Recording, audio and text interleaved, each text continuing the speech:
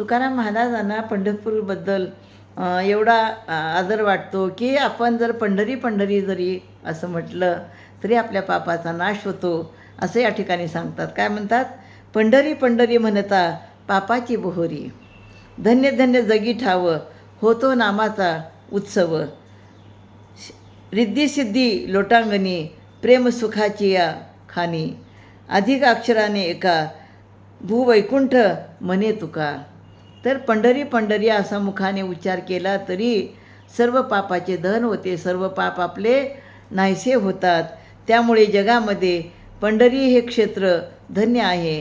येथे अखंड हरिनामाचा महोत्सव होतो.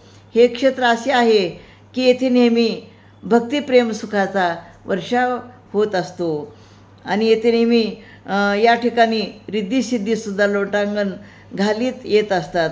तुकाराम महाराज म्हणतात की स्वर्ग लोकातील वैकुंठ आणि आपली हे भूवैकुंठ पंढरपूर यात फक्त एक अक्षर नावात अधिक आहे, बाकी दोन्ही स्थळे समान आहेत आणि म्हणून ह्या वैकुंठामध्ये फक्त आनंदच आहे. आणि म्हणून आपण फक्त पंढरी पंढरी उच्चार केला तरीही आपले सर्व पाप नष्ट होतात.